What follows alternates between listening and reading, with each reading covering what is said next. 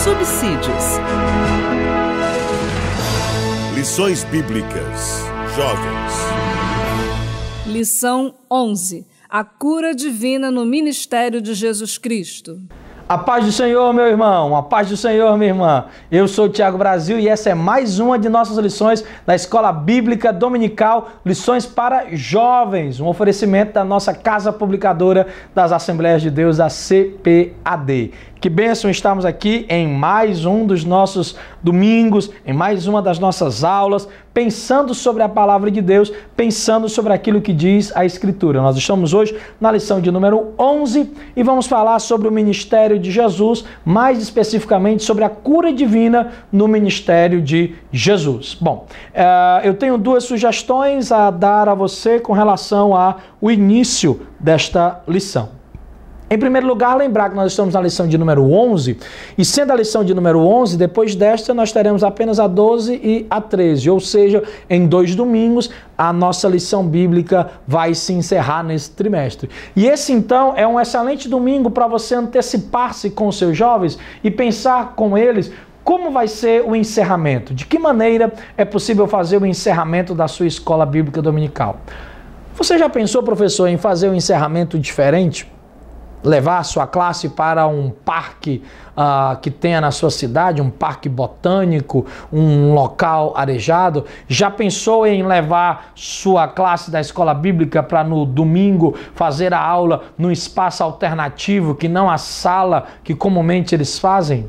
Já imaginou de talvez utilizar a possibilidade de ministrar, de fazer o encerramento em um espaço onde pessoas que não costumam ir à igreja possam estar lá para ouvir a palavra de Deus? Bom, essa é uma sugestão para mudança na finalização. Ainda que você não saia do lugar, mas a minha sugestão é sempre celebre o final de todas as coisas. Afinal de contas, é assim que a palavra diz, né? Melhor é o fim de todas as coisas do que o começo delas. Celebre um trimestre inteiro aprendendo a palavra. Para isso, faça uma reunião com seus alunos ou tire um momento inicial dessa lição, a lição de número 11, para discutir com eles um pouco de como é que pode ser a finalização, de que maneira eles podem pensar juntos para terminar o trimestre e dessa forma fazer com que a escola bíblica seja celebrada como um momento de alegria por aquilo que aconteceu.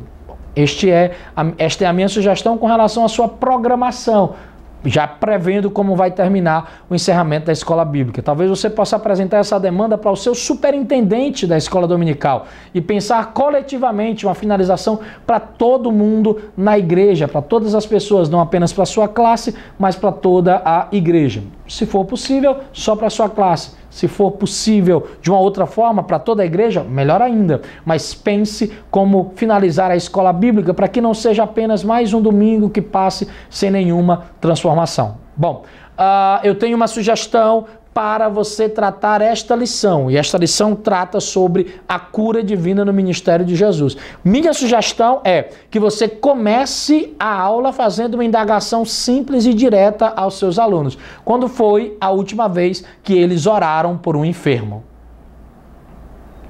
Na verdade, eu posso fazer essa pergunta para você, professor. Quando foi a última vez que você orou por um enfermo? Isso é comum no seu cotidiano? Isso é comum na sua prática devocional? Isso é comum na sua prática cristã?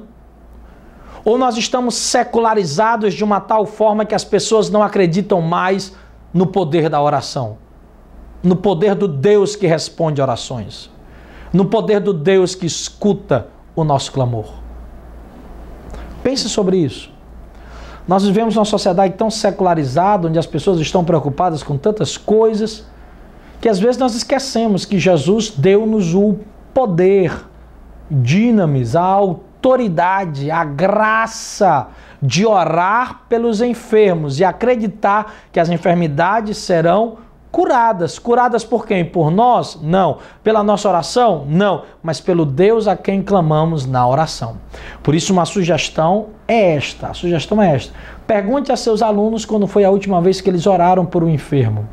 Dependendo das respostas, essa pode ser uma pergunta retórica ou pode ser de fato uma pergunta assertiva. Você pode simplesmente fazer essa pergunta e deixá-la em aberto para que ninguém responda, ou pode também fazer essa pergunta direcionada para querer mobilizar uma discussão dentro da sua sala, entre seus alunos, para pensar um fato simples. Por que nós vemos menos milagres na igreja de hoje?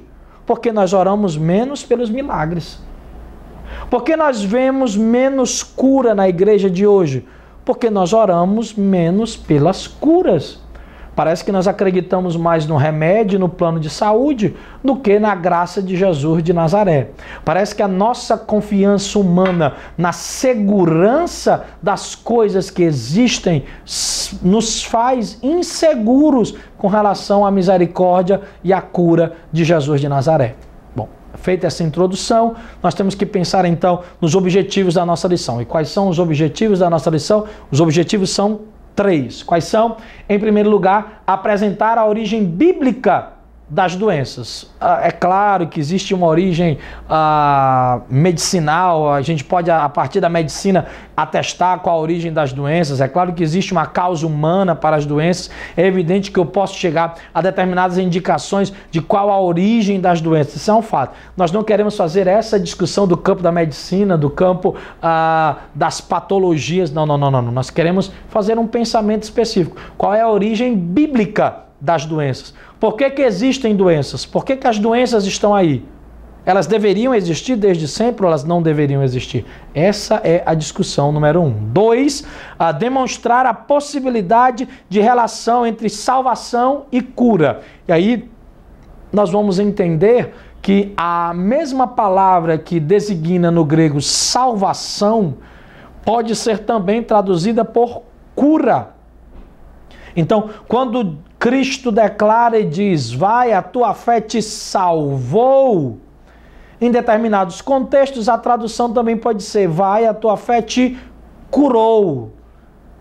E esta cura não é necessariamente apenas física, ela pode ser a cura da enfermidade da alma, a cura da enfermidade do espírito, a cura da enfermidade do pecado. E uma vez tendo sido curado, por consequência, nós somos também salvos. E, em terceiro lugar, o terceiro objetivo da nossa lição é refletir sobre o ministério de cura de Jesus. Refletir como Jesus lida e o que significava, como operava o ministério de cura na história, na vida de Jesus de Nazaré. Então vamos lá, vamos começar. O ponto número 1, eu faço uma sugestão didática para você, é que você comece discutindo com os seus alunos exatamente isso. Qual a origem das enfermidades com relação à questão bíblica? A tentar demonstrar, ora, nós sabemos que a origem da gripe é um vírus. Nós sabemos que a origem do câncer é uma multiplicação anômala das células. Ok. Mas e a doença? O adoecer? Qual a sua origem? Essa é uma possibilidade de pensar sobre como as doenças surgem na nossa sociedade, na nossa vida, na nossa história da humanidade, a partir do evento da queda.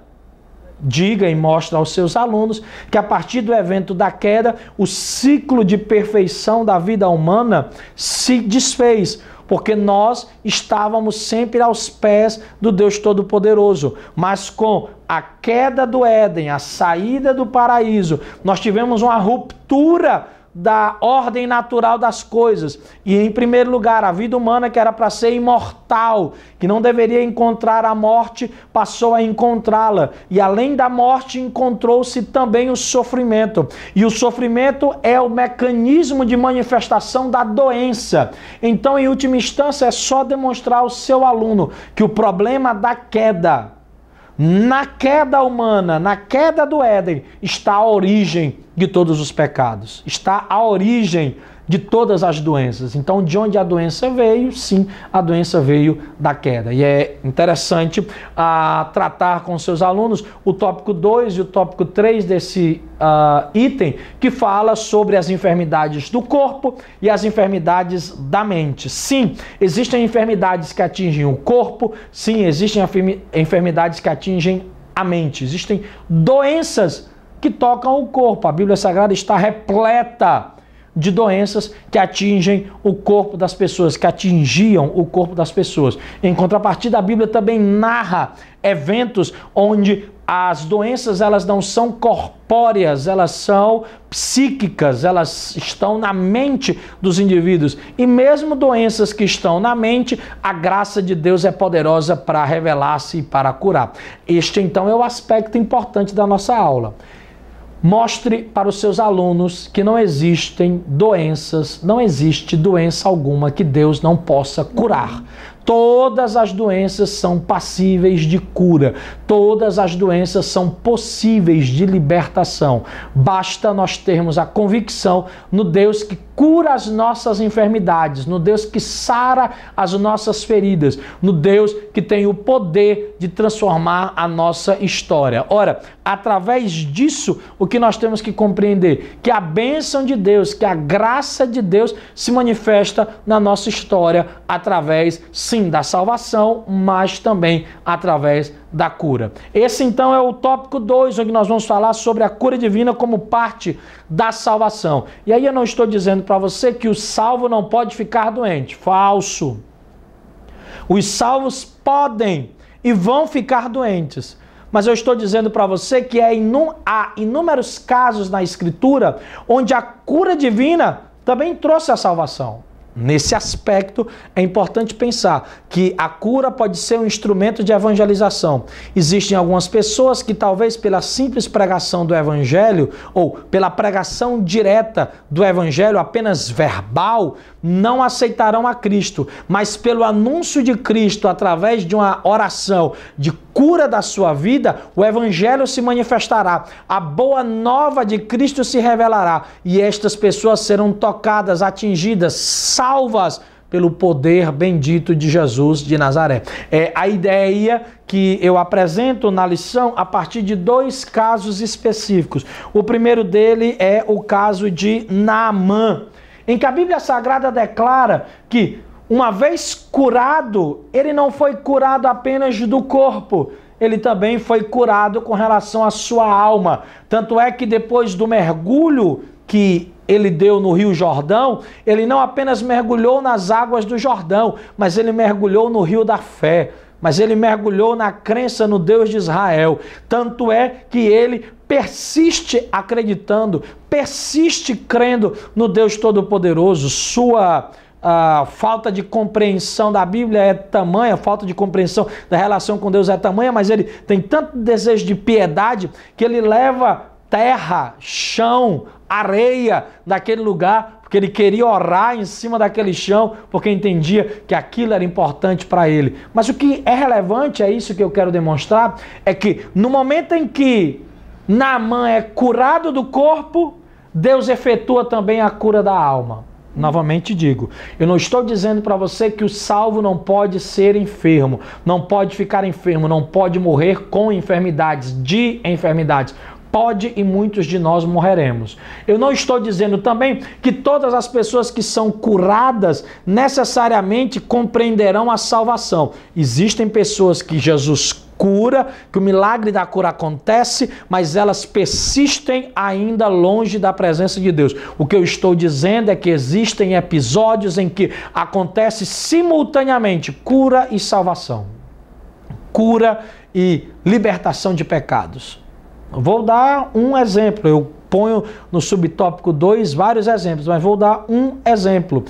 Marcos capítulo 2, os amigos levam o amigo enfermo, paralítico, sobre a cama, e quando eles descem o moço no centro da casa onde Jesus está, em Cafarnaum, Jesus declara as célebres palavras: Filho, perdoados são os teus pecados. Antes da cura do corpo, Jesus efetua a libertação da alma.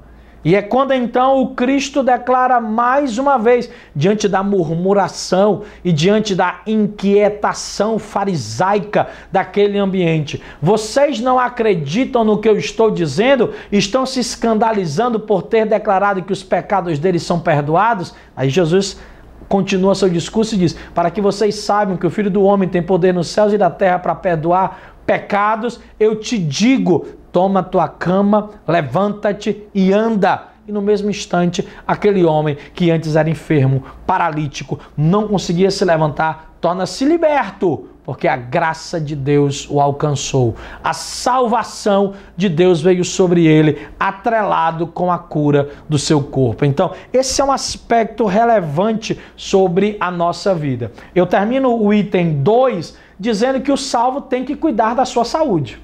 Por isso, irmão, cuidado com o açúcar do bombom, do chocolate. Cuidado com a gordura do churrasco.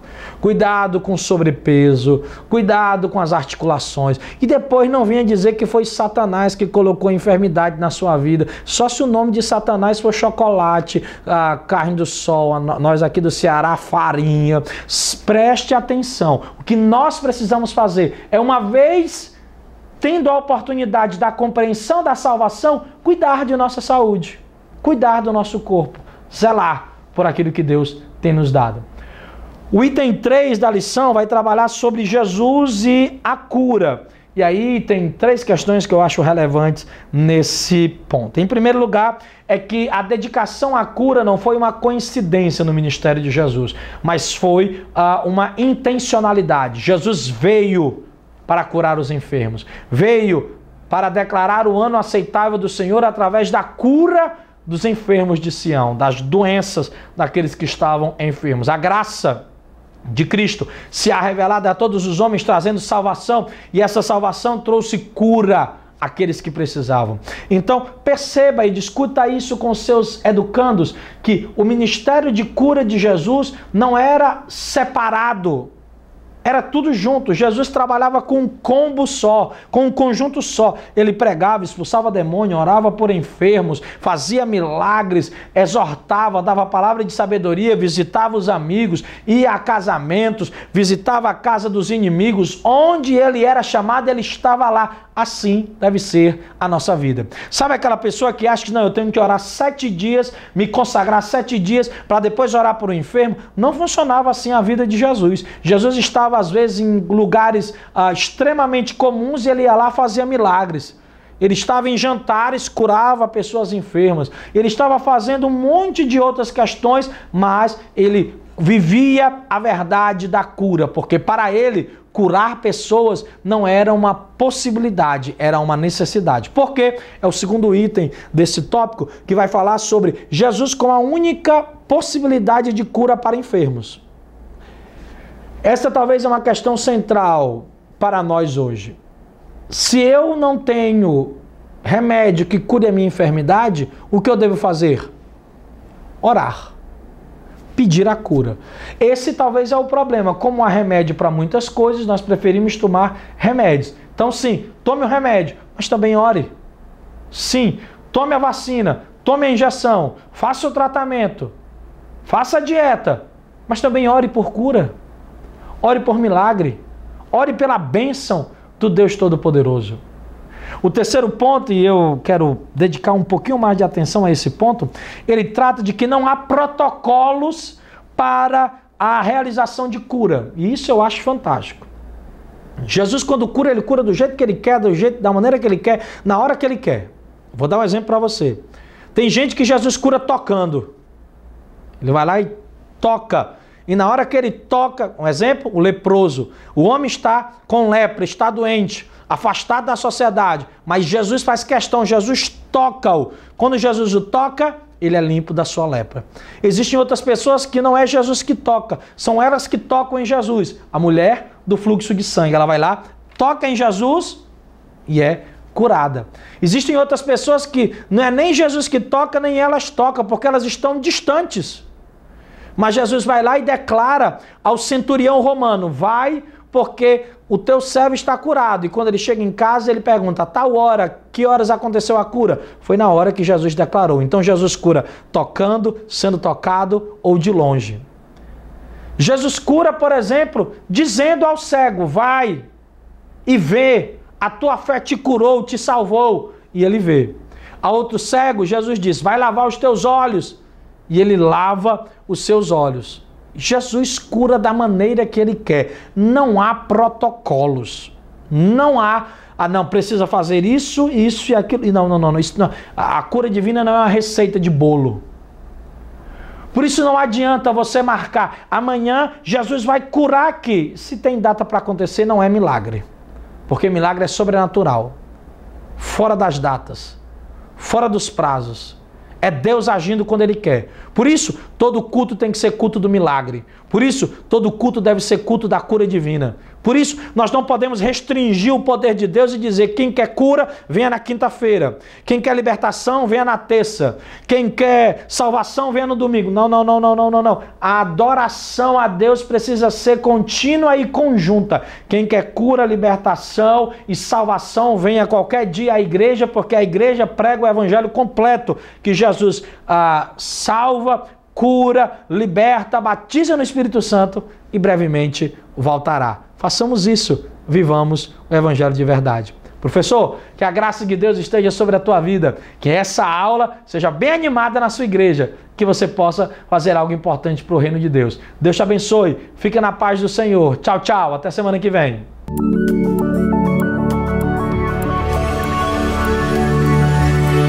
CPAD, a editora da Escola Dominical.